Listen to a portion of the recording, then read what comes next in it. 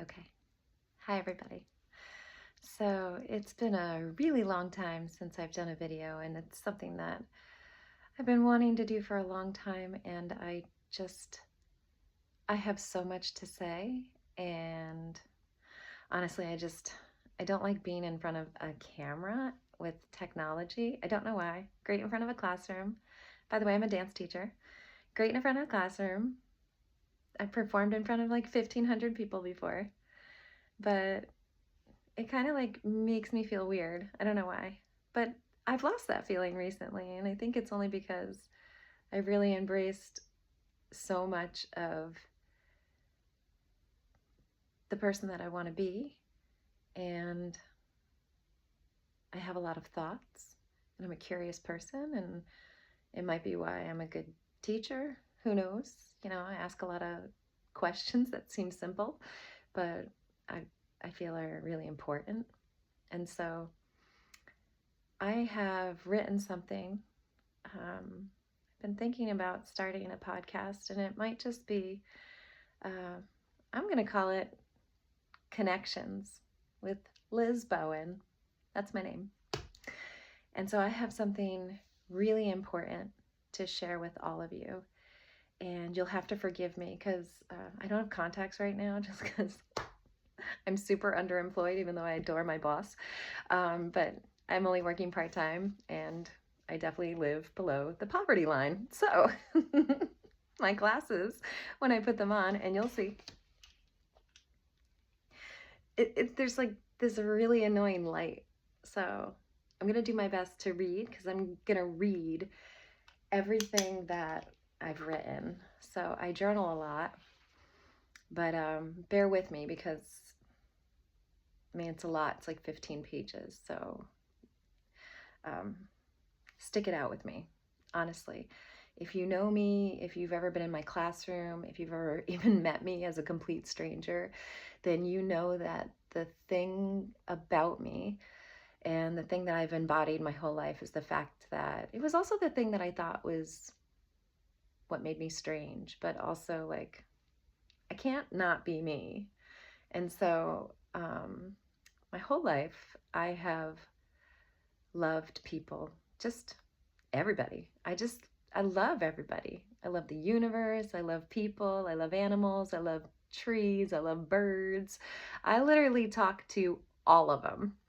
There's currently this really beautiful spider on my kitchen window, and I say hi to him every morning. Him, her, I don't know, but they're super dope at catching moths. Anyway, sorry, I'm a giggler. You're just gonna have to deal with it. So I have titled this The Darkest of Dangers. And I'm gonna have to read it to you, even though I really enjoy speaking and I'm very good at speaking off the cuff. And my background as a dancer is a freestyle dancer. And so what that is that basically is like the DJ starts the music and there's no set choreography. You just start dancing. And so my job is to listen really well. So I played drums for about 15 years and I loved it. My mom made sure that me and all my siblings picked up an instrument because she thought it was important growing up, which I think is great. I really hope that schools really start to embrace the arts and creativity and putting some money behind that. But we'll make another video about that another time. But so I'm going to read this to you, and it might take a while, but it's really important, and I think everybody needs to kind of have an inkling into the way that my brain works. So like I said before, I think the way my brain works is very much what makes me a good teacher, or just makes me a compassionate person or curious person. And so just to let you know a little bit about my brain, because I'm fascinated by it and I really do want to study the brain. I was initially a couple years ago going back to school to do that, to study head trauma and neurological diseases and the brain in general, and then also the relationship between that and exercise, and very specifically dancing. So here we go. Stick with me. I'd really appreciate that because I think the connections that I make. So I'll finish up what I was going to say. I notice everything, literally everything. And it can be very overwhelming, but my brain just, it works really fast. And I believe that the whole world is connected. And because of that, I'm always trying to connect things. I play like little games with myself. It's fun, you know. But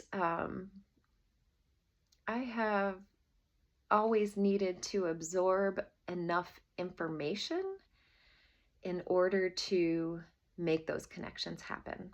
So I appreciate you sticking with me as we get started on this, because I hope you're in for the long haul, because I have been up all night writing this now that I finally figured some things out, and I've really started trying to do something for myself. I think it's important, because I've always wanted to make a difference in the world, and I really don't know what that is. I just thought it was me loving people and teaching, but I really didn't know how to make a career out of that except teaching and just loving people.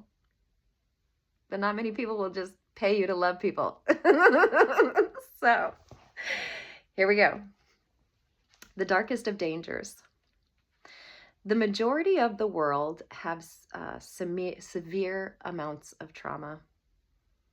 I don't know exactly how far back that goes, but the evil that has persisted through the world is mostly passed on because someone couldn't love themselves. By the way, this is all my own revelations or things that I've learned, and I just kind of put them together. And so what I actually think is happening in the world is that there are demonic forces that continue to perpetuate fear, hate, loathing, especially within our current administration, in order to separate us humans from our divinity. Divide and conquer. It is the oldest military tactic that continues. Why is that? Because it's so effective. If you can separate humans from their divinity, which I believe is the God within you, then you could make them doubt themselves. And if you are able to manipulate language, further creating insecurities, and convince people that they aren't inherently valuable, which all humans are, then you could do some very evil things in the world and to humanity. This sounds nefarious, because it is. Lastly, if you are eloquent and manage to speak without saying anything substantial, or you can gaslight people into believing things that aren't true by taking advantage of their sensibilities, then you have a recipe for control. And that is the opposite of a democracy. More control and governmental power is never better. It's always worse. And that directly goes against our constitutional rights as Americans. Reason being is it leads to ideological thinking, which leads to utopian ideas. And every single time in history, when an idea that seems utopian on paper has either never worked out or is so easily corruptible by those pushing those agendas. I'll give you just a couple examples. Communism, Marxism, socialism, to the worst of it. I think there's one country in the world, maybe two, that does it kind of successfully. Anyway. But you know that all the totalitarian disasters of thought, which are everything I just listed, when implemented, have always led to millions of deaths. This has been happening for a long time. It's one of the oldest stories for us all. And this, of course, creates generational trauma. I'm not saying it's the direct cause, because generational trauma is exactly that. It's just been continually passed down for eons and eons as humans.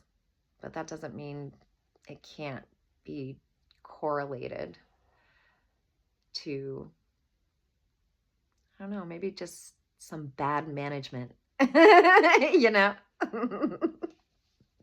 Anyway, when people are separated from their own divinity, which I consider the God in them, aka self-love. So if you're not comfortable with the word God, self-love, practice it. So when people are separated from their own divinity, often this is done through neglect, indifference, anger, abuse. They either do one of two things. Number one, they work on transmuting their pain and empathize with the pain of other people. Or they embody that hate or resentment that has been done to them, and then they continue to pass that hurt onto other people. Hence, generational trauma. So, depending on the amount of personal responsibility each individual takes on, either way, and depending on the amount of personal responsibility each individual takes on, each person is now susceptible to being controlled, unfortunately. Why do I bring this up? Because it sets the basis for the connections I'm going to make next. This is going to be difficult for a lot of people to hear, and mainly because people who have been deceived under the guise of tolerance masquerading as love, they may not want to, unfortunately, look at the truth. And I know this because I didn't want to for a long time. You know, when you don't like something about yourself, you have a really hard time. I think everybody has this, because trying to heal yourself, especially if it's something that is very complicated and complex, like complex trauma, it could just be so hard to look at yourself and say, well, I don't like this thing about myself, and so I'm going to change it. That is really hard to do for most people. It was incredibly hard for me to do. And honestly, I thought I was doing okay in life for a long time. But when you push all that stuff down, like, it's honestly just gonna make you sick or unwell or stressed out. And then you are also separating yourself. So it's not that somebody's doing it to you entirely, it's that you are also separating yourself from your own divinity. Okay, I'm going to get back to it, because now I'm getting off course. Not really. That was a good point. Anyway, truth is very difficult to accept, especially when we may feel one way about ourselves, often because of the generational trauma we've all incurred. I'm going to guess like 99% of all people have it.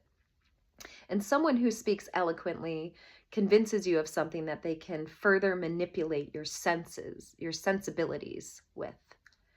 And because anyone who's been deeply hurt, in pain, or felt unloved or neglected, they just want to be truly seen. Because honestly, that's what we all want. We just want somebody to see us and say, hey, I see you and I love you just exactly where you are. And I think that's really important. And when you're in pain, it's really hard to do that for other people and even for yourself. And so we do these like sneaky things to each other, even if it's subconscious. Anyway, so this is where that truth becomes hard to swallow.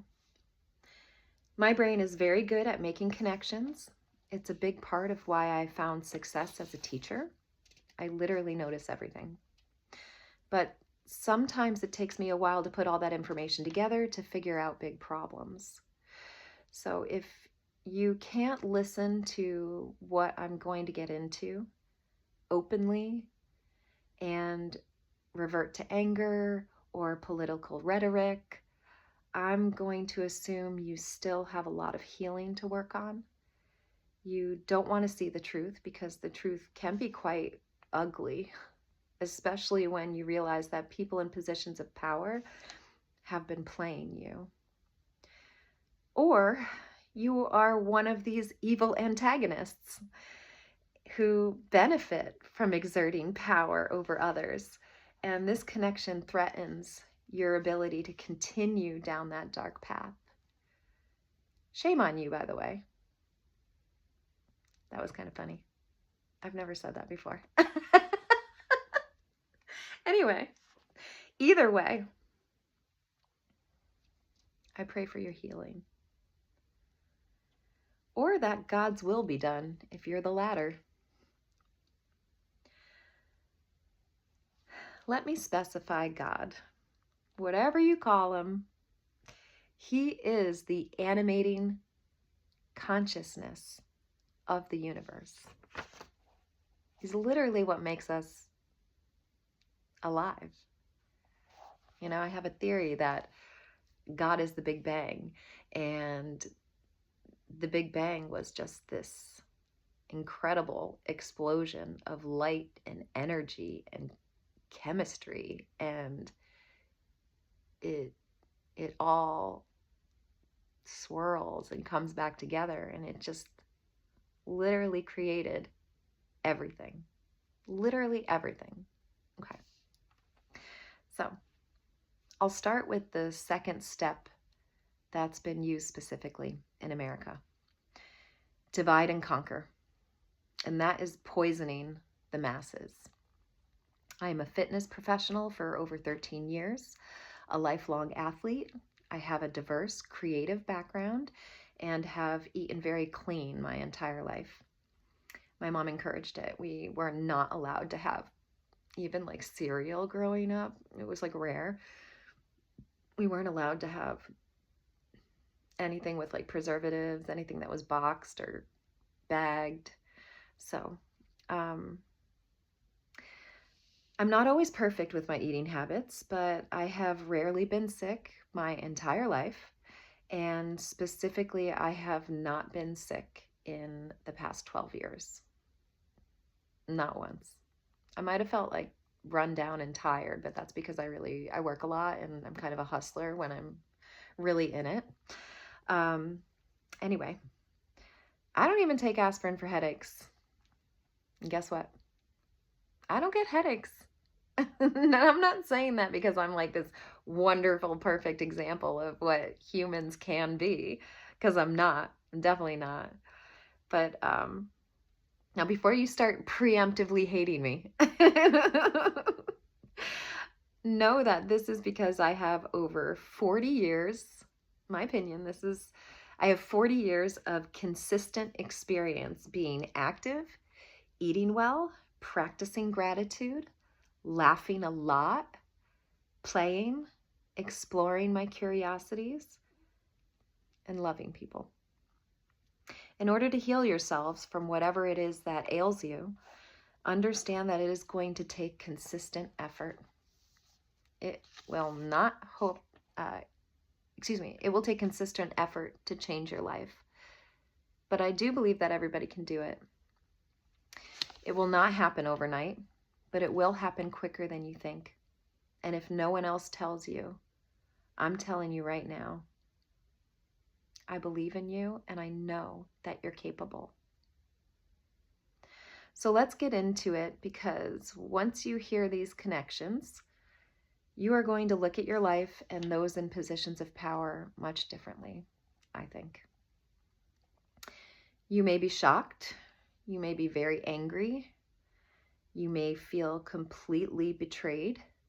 But above all, I pray it's the catalyst to help you change your life and demand better of those who are in reality weak and trying to exert power over you. For a very long time, our food system has been commandeered in the most egregious way by the Department of Agriculture. Our food pyramid is actually upside down, so flip it and read it that way, or just go bleh, right all the way back up. And the pushing of food products, i.e., ultra-processed foods filled with preservatives, toxins, and hundreds of ingredients. Come on. Imagine anything boxed, bagged, or canned. Now, if you're going to can something, like learn how to preserve and can on your own, it's actually really easy. It just takes a little effort. Essentially, all of the aisles of a grocery store and not the perimeter. Okay? So think about your own grocery store. Every single aisle, and I'm not saying everything's terrible because obviously everything is fine in moderation, but that's just not what's happening here. Okay? Really great documentary. I believe I remember it's called Sugar. Okay? Just look it up after. Anyway, so the perimeter of a grocery store, which of course houses all of the whole foods, that means whole foods, not the grocery store, but foods in the shape and kind of preserving its original quality, either out of ground or out of the animal. Okay. And that includes your meats, veggies, eggs, dairy, all the stuff you find on the perimeter. Particularly those that are organic, or hopefully, if you can, get them locally sourced. There are lots of industries that are fast growing who profit enormously from keeping you sick, drugged, and insecure, particularly about the future, which we all know that's really just fear and anxiety. You don't have to live like this. In America, you should have the God-given right, not only to free speech, the right to bear arms, to protect yourself, your family, your neighbors from, by the way, tyrannical governments. That's the reason why that exists. That's really why the Second Amendment exists. And you have a right to choose a representative because we are a republic. If you look up just in a dictionary, just the difference between the word democracy and republic, the definitions are almost exactly the same, except democracy states that you choose a representative, whereas republic states that you choose typically what's considered a president. Okay, so they actually named the person that's representing you. Okay. Well, guess what? Those elected people's jobs are to serve and represent you, not the other way around. I've talked about this a bunch, and I'm sure I sound a little angry when I do because I'm a deeply feeling person. I'm emotional. I have a high sense of justice. I do feel like I'm a little naive, but also now that I feel very clear in my head and my life and my habits, they're improving, that I don't know, it's just getting better. And so I really wish that for you. Anyway, if your representatives are making decisions by manipulating your sensibilities in order to sway favor, to line their own pockets and the pockets of their silent donors, that includes big pharma, big agriculture, big tech, big banks, and who knows what else, are secretly pushing agendas and creating legislature that you aren't being informed about entirely. And you should be very upset about that. So this is not, in my opinion, We do not have a democratic republic if that is what's going on, which is what looks like's going on. That, in fact, is an oligarchy, which are wealthy elites who, I'm going to add my little opinion here, narcissistically think that they are not only better than the many, that's all of you, but also think that they deserve to make those choices on your behalf, usually without asking you or getting your opinion, which that's a democracy. You have to get the okay of the people. And this is really unfortunate. They actually think that they deserve to make those choices because you couldn't possibly know better. Come on, y'all. So you have an oligarchy that is frightfully on the verge of becoming a totalitarian regime. And unfortunately, many of these people are employed as your current administration, your senators, your congressmen, etc. It is grossly, from, I'd say mostly in recent years, but this isn't altogether true because there's people from both sides of the aisle that, oh no, they ain't being honest. I'll just say that. Anyway, I find it to be grossly Democrats. By the way, I am a staunch independent, just so you know, just so you have a little background here. I have never, ever associated myself with any side of a political party because what I have done my whole life and what my parents have encouraged me to do is to think for myself. They did do that, which was great. And I always had that curiosity. So it was really important for me to collect as much information about things before I either spoke up about it or before I make a decision. So just so you know, I have voted for everybody. I have voted for Democrats. I have voted for Republicans. I have voted for independents. I have voted for people in the Green Party.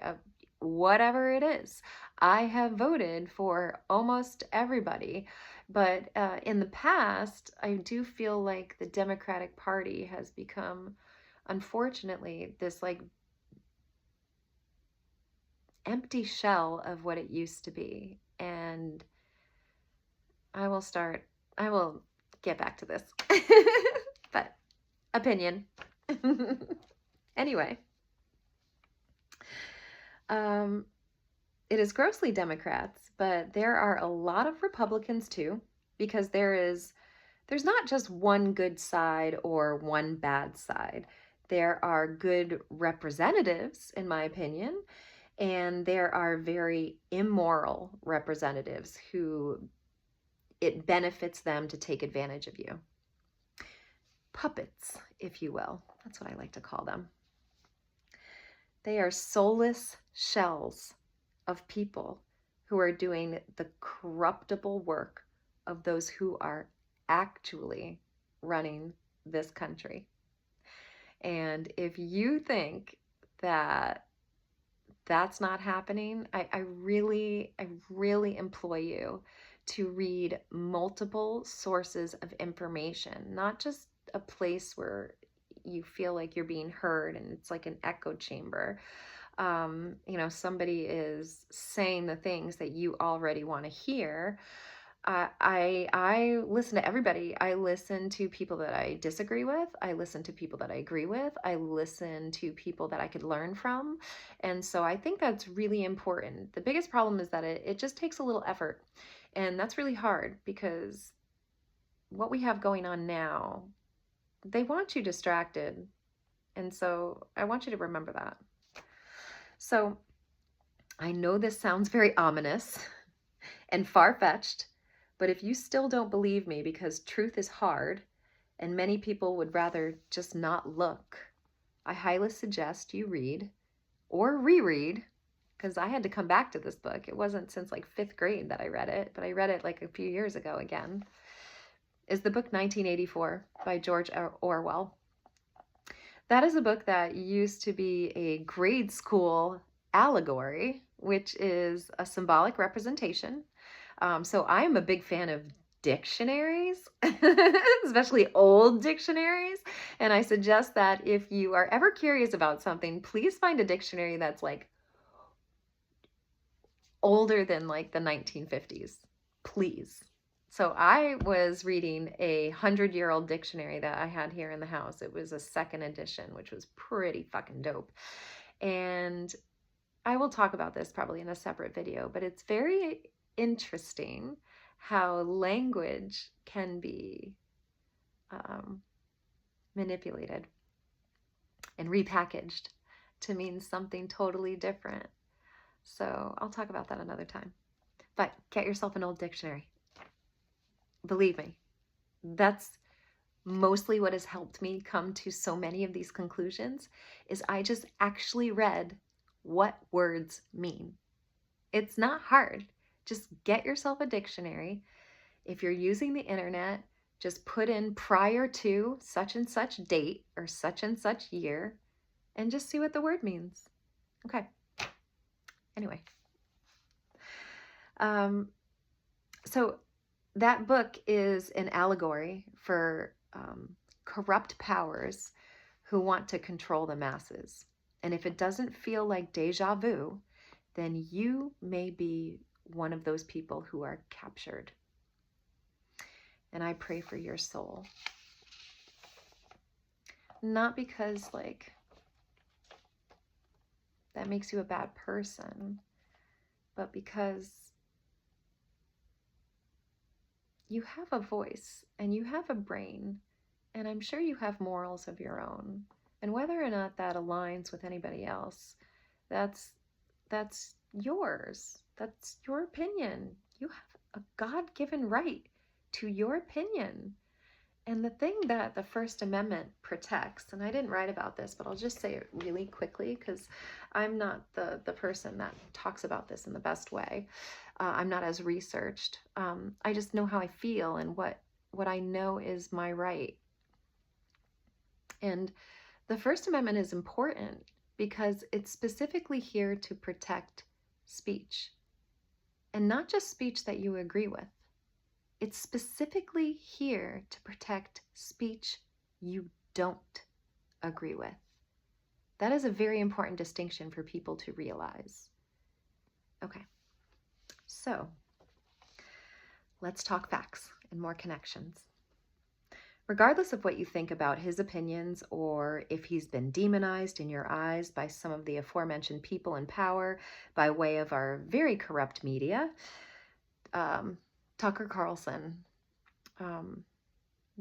really great interviewer, very curious person, and if the reason why you don't like somebody is just their personality, then I think you just need to ask yourself why that is. Because basing all of your opinions or on just your emotions is a little nearsighted. Okay, so Tucker Carlson has this fantastic podcast that I just watched. I posted it recently on my Facebook page, and I'm gonna put it back up there and just maybe leave it in my bio. Just so if you want to, you could just go to my page, you can go to my Instagram. I'll leave it on both of those so everybody can go listen to this, because this might have been mainly because of my interest in what I see happening in the world and how I see that, we have poisons in our food, and there are people there that are in power that are profiting off of you being sick. And so just go listen to the whole thing. It's a little over 2 hours, but do it while you're walking, do it while you're exercising, do it while you're doing chores, do it while you're commuting. If you have like a long commute, you get to listen to half of that. And there is so much information packed into this podcast. Believe me, I think everybody would benefit from just hearing this information. And I'm going to summarize some of it, but let me continue.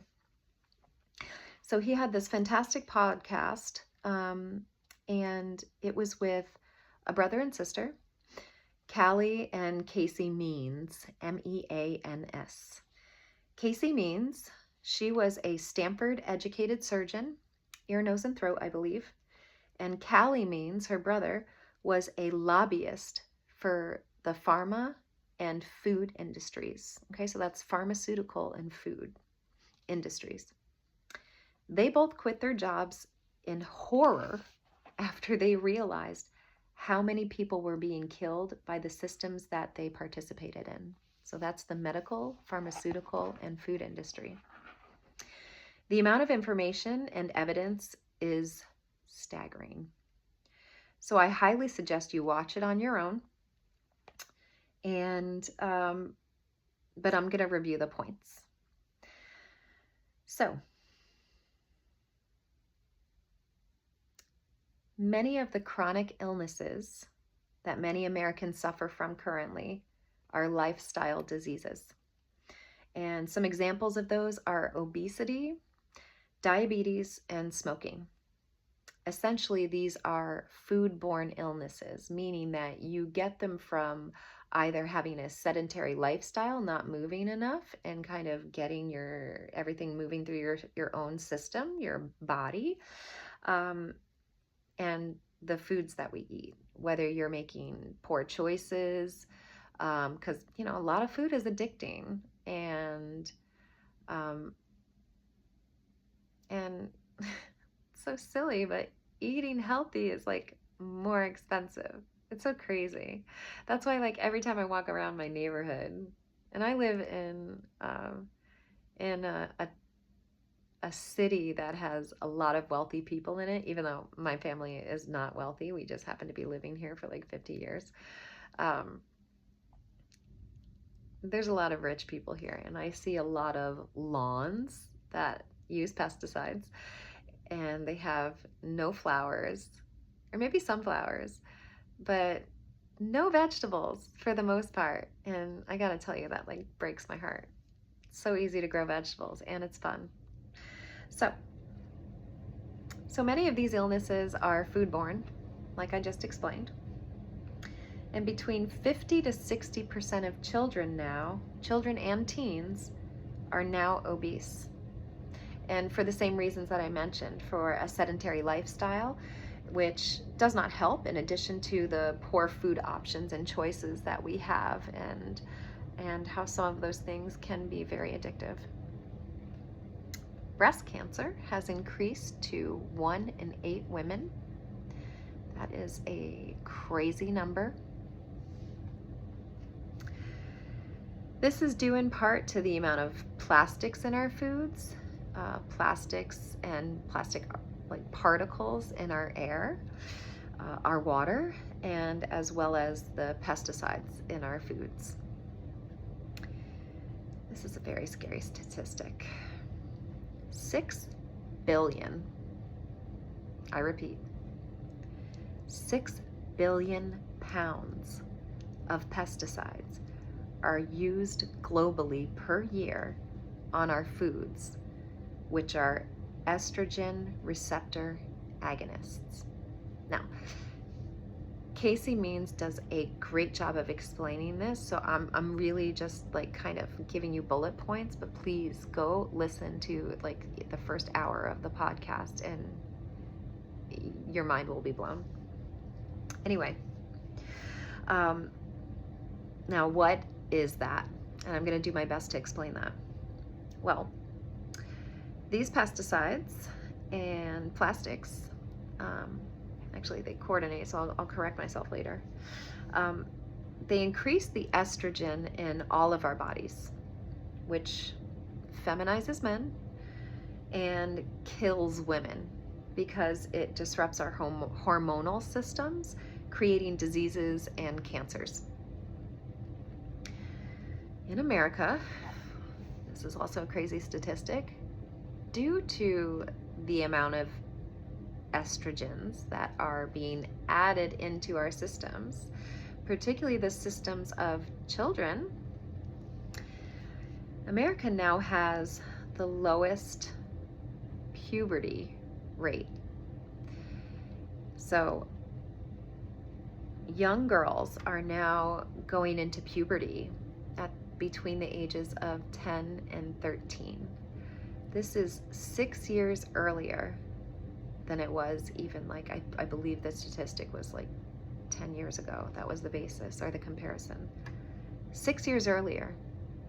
That's crazy. You're still a baby.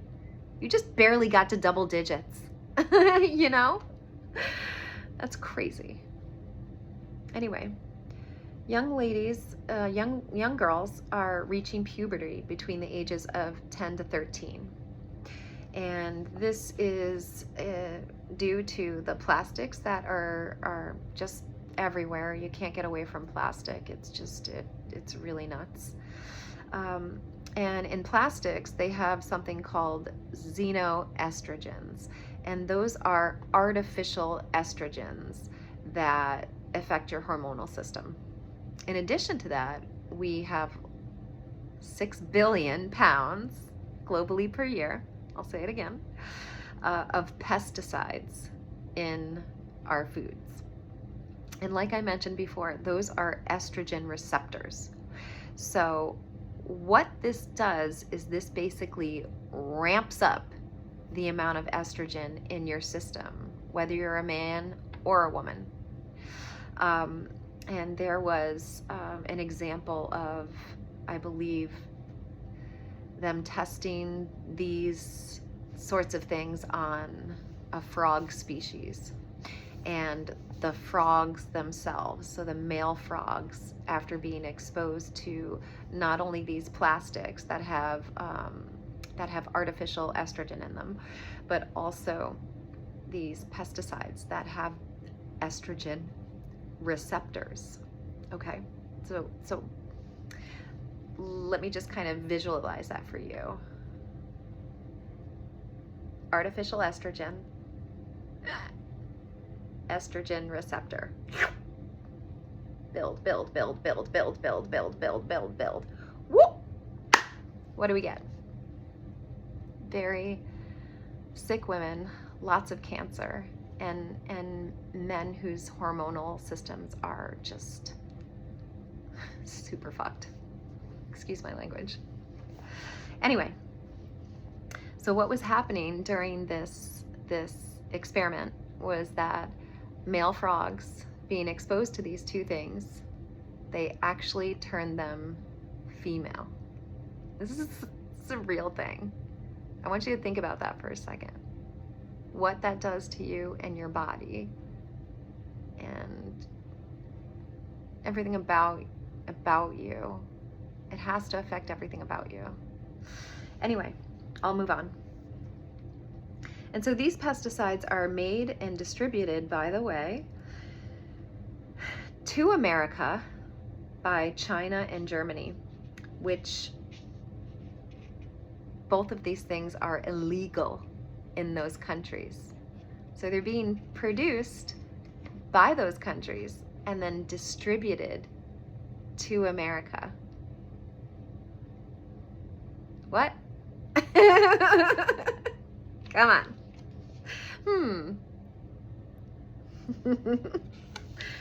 The effects. Those 6 billion pounds of pesticides are used globally for pest control, and they are found in our foods, on children's playgrounds and parks, golf courses. They are invisible, tasteless, and completely toxic to our cellular biology. The suffix "-cide", so "-cide" in pesticides, herbicide, fungicide, CIDE, that means the act of killing. They are so toxic, in fact, that 20% of all suicides globally are performed by drinking pesticides. That's nuts. And we're told by our government that it's completely safe. Yikes. I'm going to give you a very disgusting example of one of the biggest mergers that happened in Germany. And this is what Casey Means had described on the podcast. So go listen. Bayer, B-A-Y-E-R, Bayer, the pharmaceutical company, and Monsanto, the agrochemical company that is most famously, and I believe it's their biggest product, Roundup, which is a pesticide used very widely through American agriculture. So Bayer, the pharmaceutical company, and Monsanto, excuse me, the agrochemical company making Roundup. Guess what? Ugh, this one's dark. Bayer makes cancer drugs for things such as non-Hodgkin's lymphoma. It's a type of cancer. And Monsanto, which makes Roundup, that's a pesticide most widely used across all of America. It causes a cancer called, come on, take a guess. Oh, you won! Non-Hodgkin's lymphoma. Casey said it best. You can't make this shit up. She didn't say shit, I did. I just think it's funnier that way. Anyway. This is so disgusting.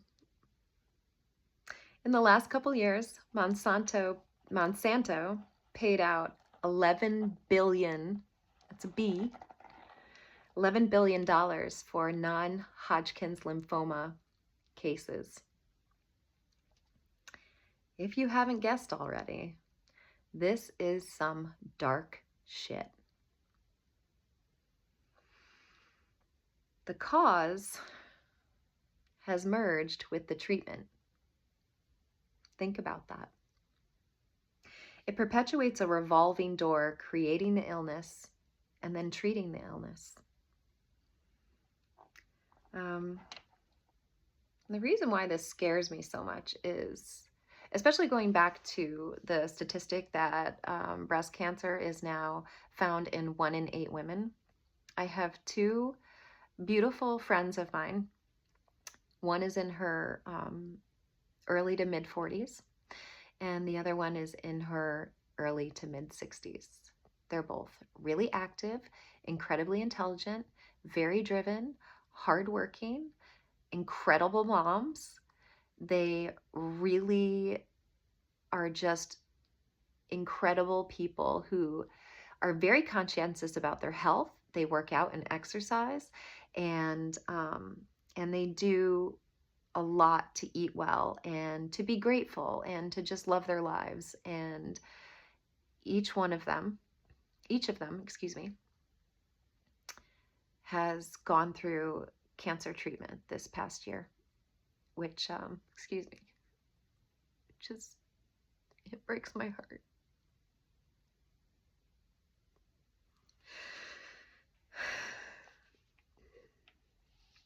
Excuse me. They both go on to explain so many more things that will not only blow your mind, but scare you so much that you might not want to believe it. But I really hope you go listen to that podcast.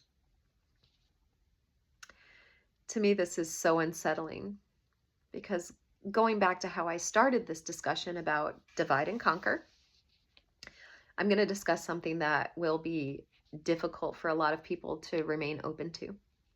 But I pray you listen to my connections, because this, unfortunately, has been a theory of mine for some time. It's just that, like I said, my brain really needs to collect as much information as possible before I can make those connections. So when things that often grow enormously in a culture or health, I wonder why. I have great intuition because I notice everything, And when some things don't add up, I keep mulling it over in my head until it finally does. Sometimes this takes minutes, it could take hours, but often it usually takes months or even years, especially when it's something as personal as what I'm getting to connect all the dots here. At first, when we look at the rise in people self-identifying as trans, culturally it seems as though people are finding their true selves and trying to express themselves in a way that makes them feel truly seen and loved for who they feel they are. And that is super important. And if you are a compassionate person, you want all of your fellow humans to be able to be their true selves. This can be, in this specific case, make a compassionate person who knows, maybe also the trans person who they care about knows, it could make them confused that what they see objectively, and of course objective is what everyone sees and agrees to as being true. So what they see objectively is not the truth, and that which is subjective, not wrong, because subjective is how you feel and who you think you are, and it's based in your emotions and how in your mental state, like really how you see yourself as a human. But subjective is one's personal point of view. So it's what you think about yourself alone. This is exacerbated by the fact that all humans have characteristic qualities, in my opinion, of both femininity and masculinity. And that's very different from a female, which is a noun, and a male, also a noun. And so that's the actual physical person, but femininity and masculinity are actually, and I've heard it argued different ways about that it's like part of your soul or part of your way of being. I think it's actually just like a characteristic of people, because femininity and masculinity is actually found in both men and women. Okay, it's not something that's only specific to one gender. It is actually a characteristic of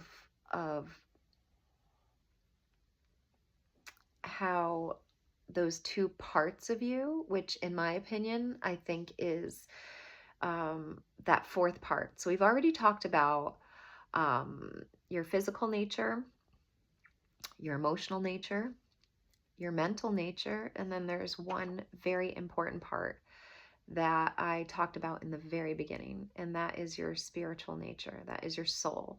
That is the thing that animates you. That is God within you. That is self-love. That is such a bigger part of everybody, and we have absolutely been separated from that. Okay, I'm going to move on. So like I said, these are not the same as your physical gender, which is determined by your chromosomal structure. And that is XX for women and XY for men, which in turn determines your hormonal structure by way of your endocrine system. Our endocrine systems are being overwhelmed by all those incredible and very unnerving facts about the poisons, toxins, and plastics that I mentioned earlier in our food, water, and our air.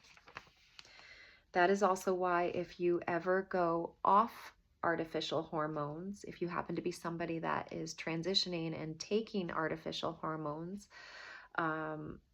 your body seeks balance. And so if you were ever to go off of them, your body will immediately return to what's called homeostasis. And what is that? Well, If you haven't had the opportunity to study it or don't remember what that is from like a biology class, because I remember that, and recently when I was taking classes again for school, I had to take biology, and I remember reading about that. And I'm going to give you an example just to explain myself a little better. So homeostasis is the state of steady internal conditions maintained by living things. Okay, so everybody has it. Like, for example, like they always say like your body temperature is 98.6 degrees, and it does fluctuate a little bit, but like severe fluctuations in any direction are actually incredibly bad for your health and have lots of problems. And we all know that because everybody's been sick or had the flu or had a bad cold or had a fever. Okay, so an example of that would be getting a fever. And that is basically you heating up. So your core temperature is increasing. And your immune system will immediately go to work through the complex networks of organs, cells, and proteins, and they work together to lower that fever. So I want you to think about your house getting hotter or too hot, and then you turn the air conditioner on to kind of cool it down and bring it back to a temperature that is tolerable for you, but also, if we're talking again about the human body, that you're bringing that temperature back down to what is safe for your organs, your cells, and just for your body processes. Okay, so we need that homeostasis in order to just literally be here, because otherwise you get very sick. Okay. Well, the endocrine system without artificial hormones would quickly bring you back to the physical.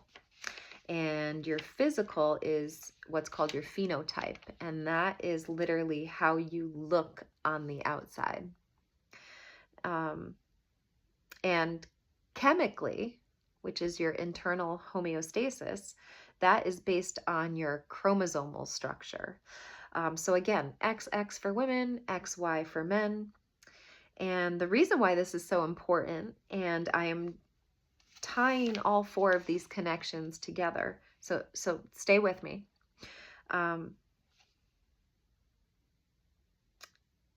Because you're not God. God is within you, but you're not God. You are not the universe. It's within you, but you're not the universe. You are not Mother Nature. Mother Nature will immediately try to bring you back to homeostasis. That's her nature. And you can never fully replicate through science what God so perfectly did to create us over millions of years. We are sexual beings, and like all sexual species, meaning that we reproduce by having sex, all sexual beings and the universe, the universe only needs two genders in order to create so much complexity that not a single person on the planet is like another person. Nor should you want to be. Did you know that? I love this fact. It's really cool. Did you know that in order for you to exist,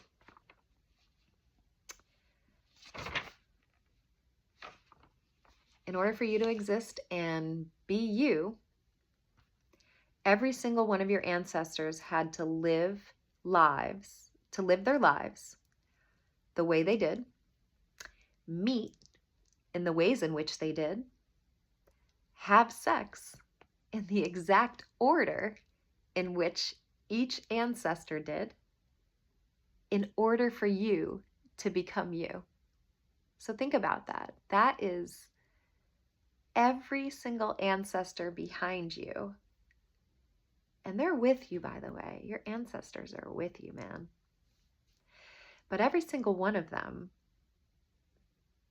They had to be and do and procreate exactly the way that they did in order for you to even be here. I just love that. And I'm going to give you a little fact about that. Statistically, the possibility of you ever existing, and this is a crazy number. This is the smallest number I've ever tried to calculate. I didn't do this calculation, by the way. I just read it and then I tried to do the math after, and it was a lot. It was hard. So we have calculators. Anyway, statistically, the possibility of you ever existing is 1 times 10 to the 2,682,000th with a TH at the end. Thousandth. That is a crazy small number. Excuse me, thousandth power. So virtually 0. Meaning, and of course this data is from, I remember reading from an article, and I believe the article was dated 2017, so that's 7 years ago. So there are, even now, there's more humans on the planet. So that number, that 1 to the 10 times 2,682,000th power would be an even smaller number. Infinitesimally, I can't even fucking say the word that I wrote. Excuse me. Smaller than that. And what that means is that each and every one of us is a living miracle. Miracle.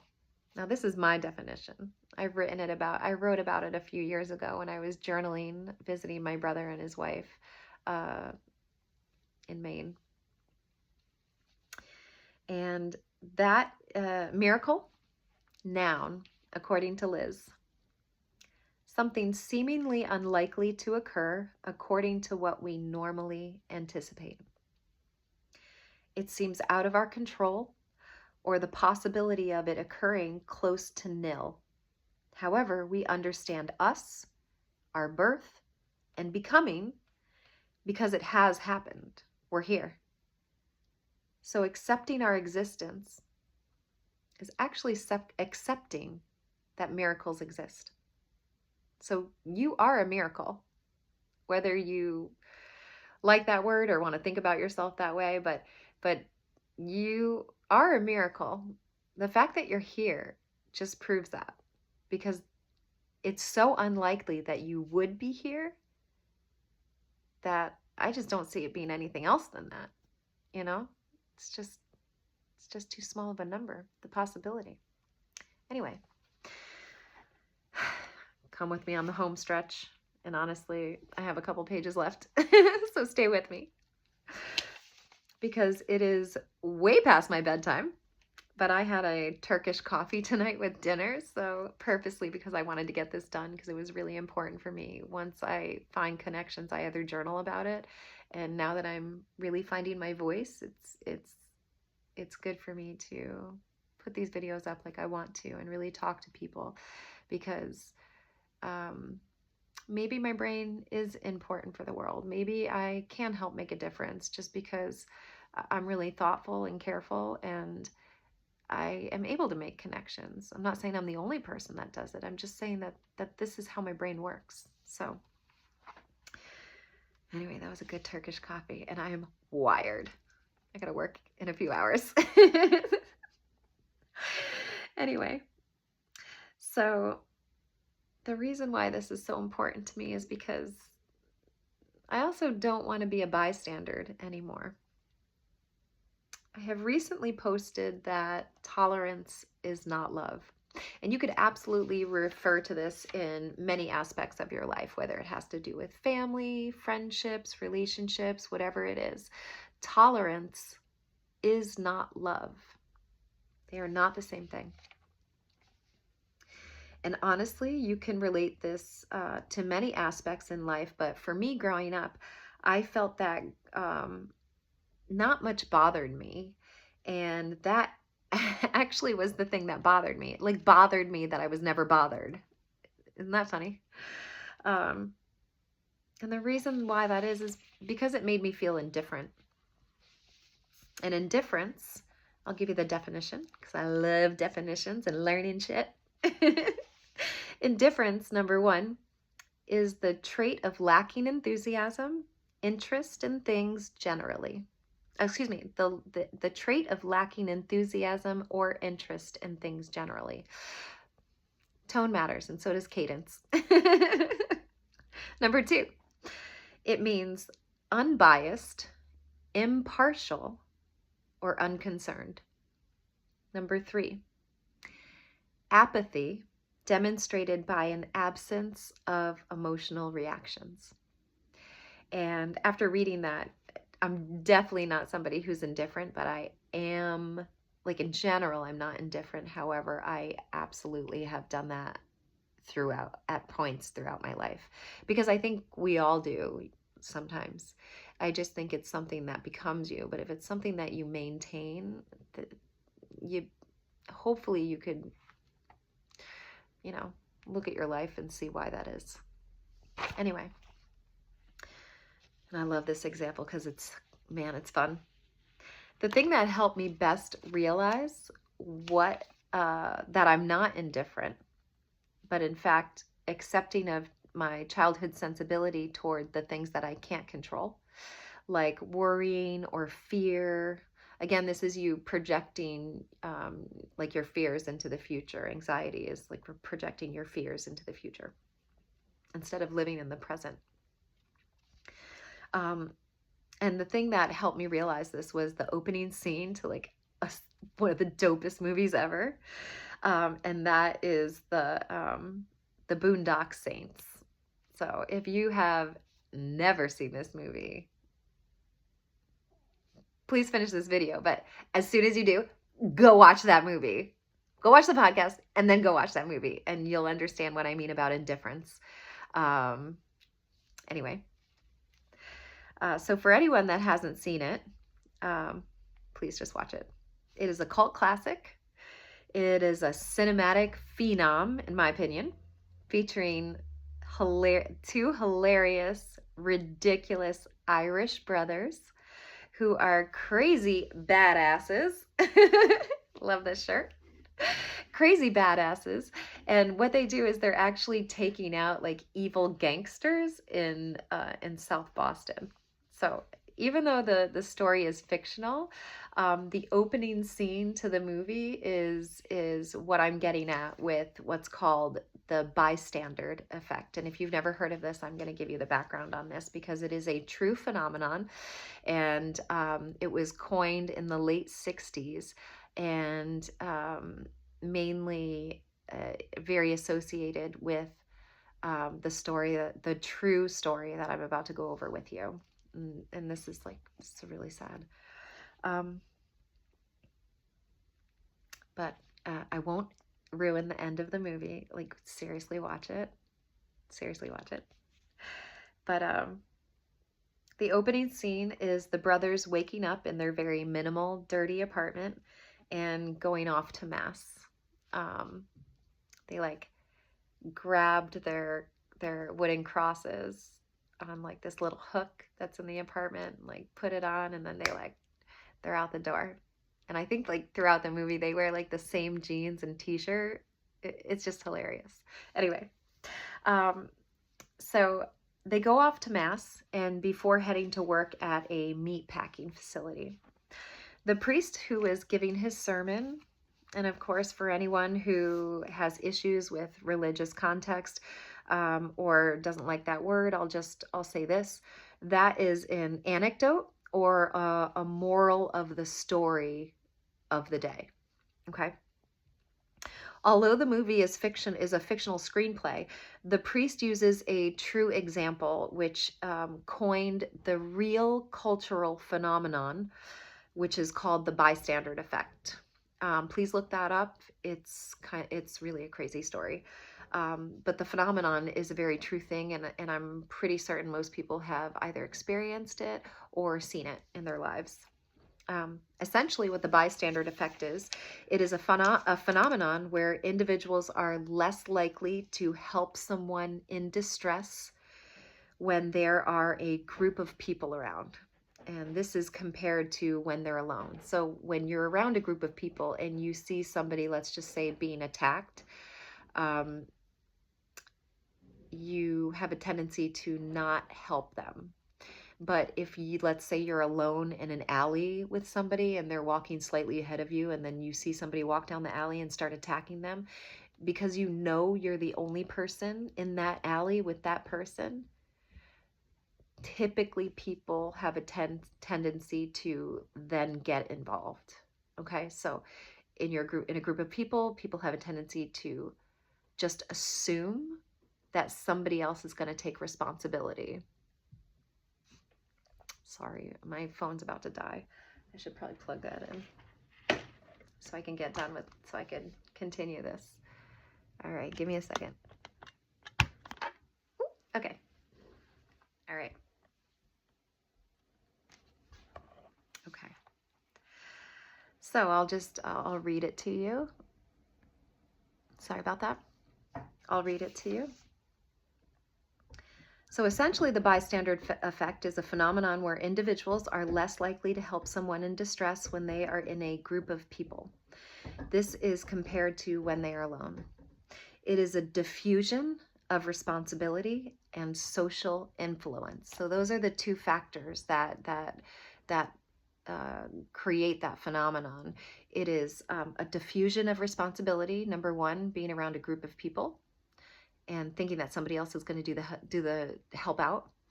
And number two, social influence. Okay, so I'm going to talk about both of those super quick.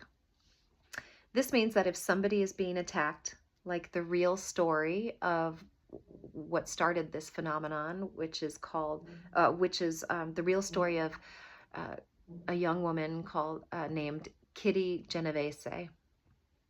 And this happened in 1964.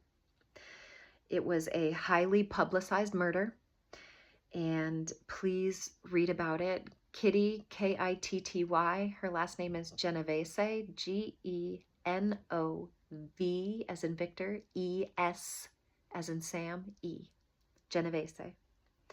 And so she was attacked and murdered outside of her apartment building while 38 bystanders, they stood by and they watched. Each individual assuming that somebody else would take responsibility for helping. And so instead, no one helped, and she had an audience for her demise. I want you to think about that, because that is truly heartbreaking and disgusting, honestly. I mean, we got to take care of each other, you know? So that is considered the diffusion of responsibility. When there's a lot of people around, you just assume somebody else is going to do it. The second part of this phenomenon is called social influence. And that is the presence of others can lead to a sense of conformity, causing individuals to follow the actions of those around them rather than acting independently. So essentially what that is that social influence is when you're in a group of people, you have a tendency to conform to what that group of people are doing, are saying, and it's really, rather than, acting for yourself or what you think might be right. Okay. So indifference is truly, in my opinion, a worse sin than, just picking a side that you may deem good or bad. It's actively not choosing. And I think that hurts all of us. And the reason why I mention this is because if you are, let's say, not choosing to vote, for example, because I did this for many years, many years. I never thought my vote mattered. I never thought my opinion mattered. I just assumed that the world was just going to keep going, and I especially being in a state, and there's nothing wrong with this, but being in a state that is very blue. I mean, very much. Um, and who knows if it really is, but if you choose not to vote, I mean, how is that good? You know?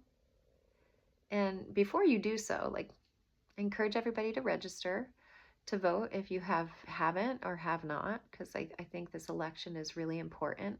And it's important because of a lot of the things that I've already said tonight. And I'll get more into that in just a minute. But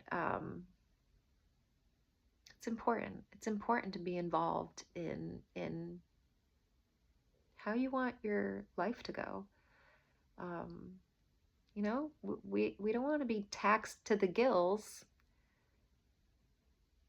for, I'll just take an example, for like government programs. Now, I'm not saying all of them, but like so many programs that, are they really helping everybody? I mean, I'd like to see an audit of those things, you know, just for my curiosity. I'm just curious about that. Anyway, and in my opinion, I think that really hurts all of us when we are indifferent and we just decide not to do anything about anything. Because I was that person for a really long time.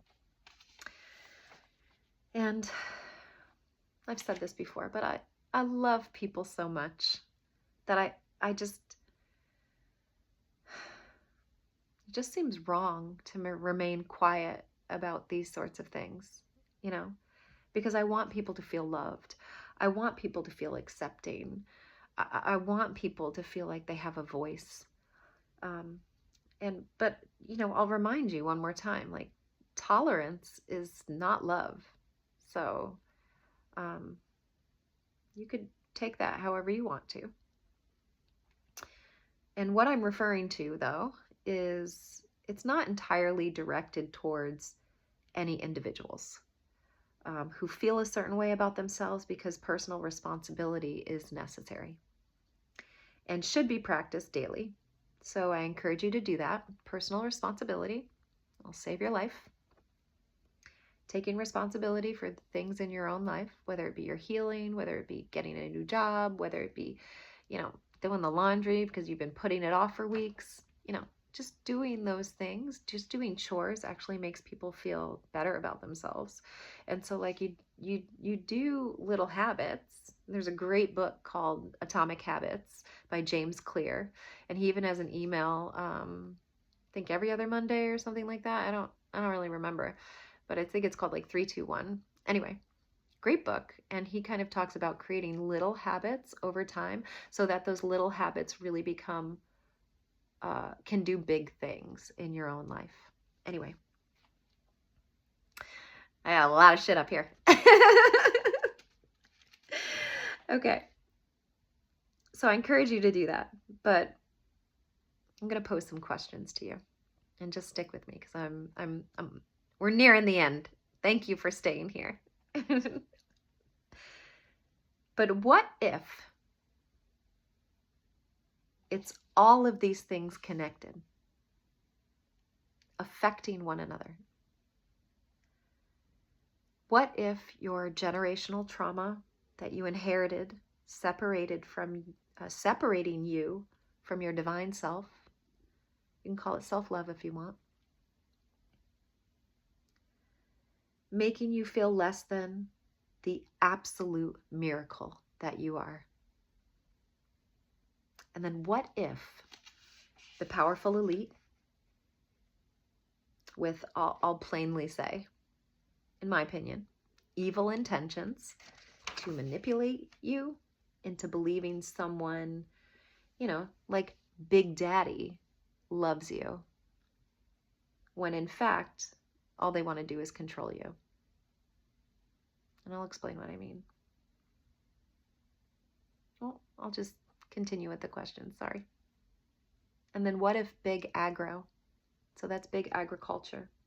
That's the food industry, which is poisoning you slowly, forcing synthetic and extra estrogen into your bodies, completely changing your natural chemistry. And then what if big pharma? It's the pharmaceutical industries. It's the medical and pharmaceutical industries. What if they give you drugs that only treat the symptom and not the root cause? Giving you innumerable side effects that continue to make you sick so that they can profit off of you. I'm not saying all of these industries are bad, but I don't know if you've noticed, but there's a pattern forming here. By the way, Big Pharma is the largest growing industry, fastest growing industry right now, nowadays. That should tell you something.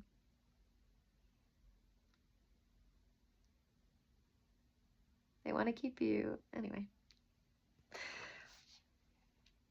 And then what if big banks, and I'm going to name them, I'm not the only one, but what if big banks like BlackRock, Vanguard, and State Street, what if they're bankrolling all of it, behind the scenes?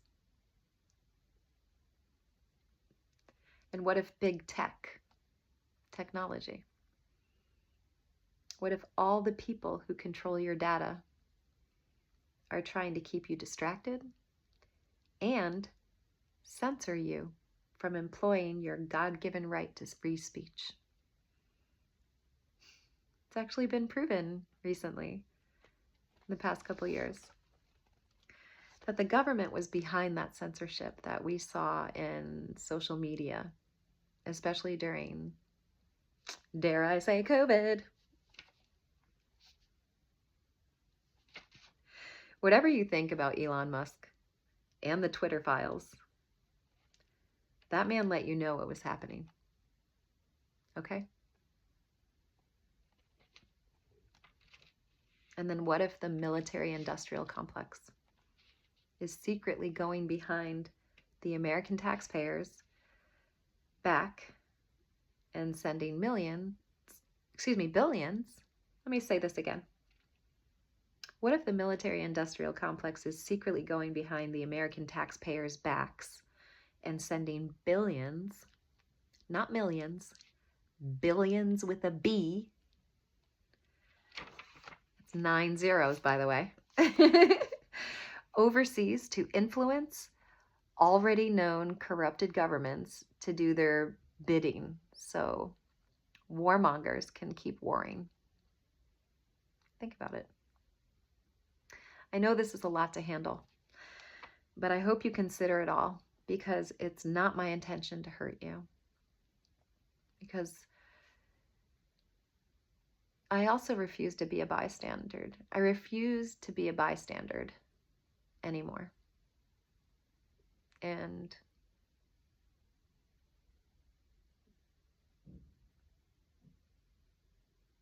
I just can't. Can you? Finally, I have one last thing to say. And then I'll let you go to bed. I'll go to bed. Y'all probably won't even watch this until the morning.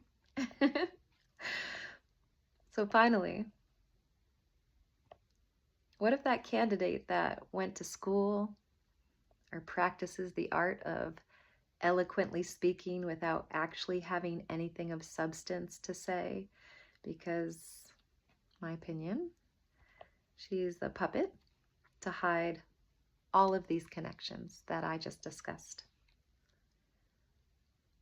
Don't even get me started on how she magically got the nomination.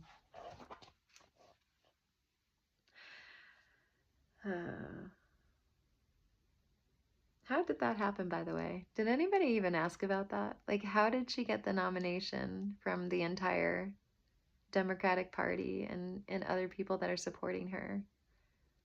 By the way, she has like over $650 million in just funds and donations, and who knows? Do super PACs still exist? Maybe. Maybe they're just repackaged as something else in society. I don't know. That's something I'd have to look into a little bit more. But you know what that looks like to me? That looks like a coup. Definition time. Get your fucking dictionaries out. A coup is defined very plainly as a takeover.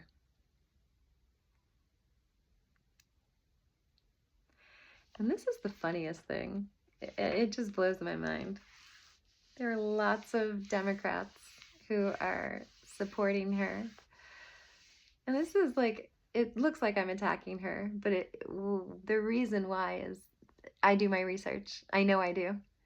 And so I could speak confidently in knowing that, 2 days before the first debate, I had gone, several days, excuse me, but I noticed it specifically on her website. All of the candidates that either were previously running and maybe dropped out, or maybe didn't get the nomination in the party that they were representing. I read many, not just two, but many candidates' websites, policies, their values, what they had to say, their biographies. I read what was important to them, how they felt like they could serve the American public.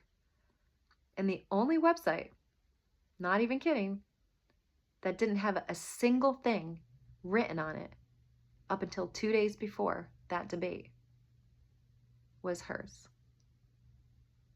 All it had was a donation button. I want you to think about that. After all this shit that I just told you, think about that.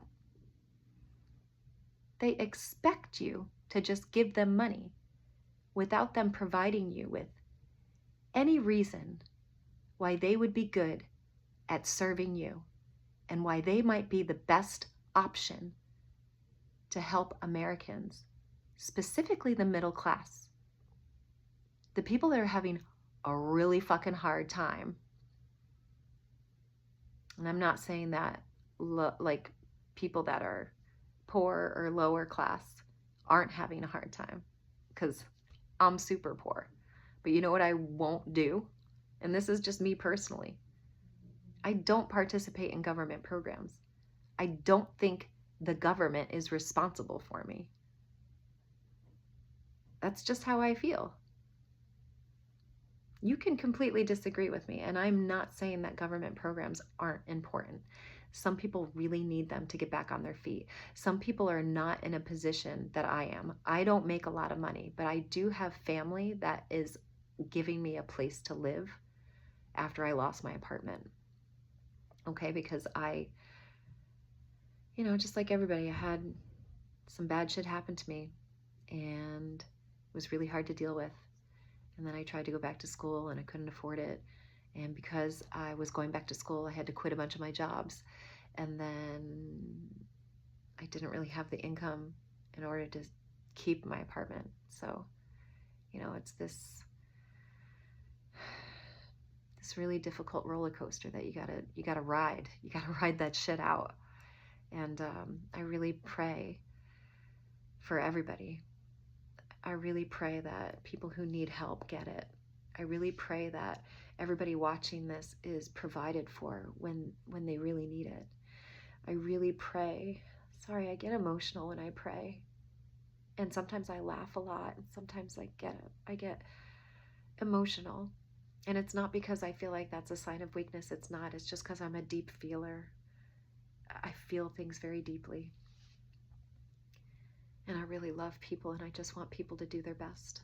Honestly, I just want everybody to do their best. So, thank you for listening to my sidebar. So, This is the thing that really kind of drives me crazy about the current administration and just everybody that's backing her, is that all of these people, even days before, were making fun of her incompetence. And they were making fun of the amount of time she's been contradicting herself. Even just in the past few months, she's said one thing and then said the complete opposite, and then said another thing and then said the complete opposite. Like, you're making me dizzy. Stop it. I want to hear what you really are gonna fucking do to help people, because you're the only one not explaining yourself. Why? Just, I'll say it plainly, because I say this to myself at least 2 times a day. Get your shit together and do good. I forgot about that. Get your shit together and do good. Mantra. Anyway, she's contradicted herself on policy. I haven't heard her discuss any values, really. She hasn't offered anything to the American people to help them face the problems, to address some of the problems that Americans are facing. You know, you can't just not do that. Come on. You can't do that. Anyway, that's my opinion. You don't have to agree with me. You are welcome to your own opinion. That's why it's so fucking beautiful being here. It really is. So what if it's not about democracy at all? But what if it's just about controlling you? I want you to think about that.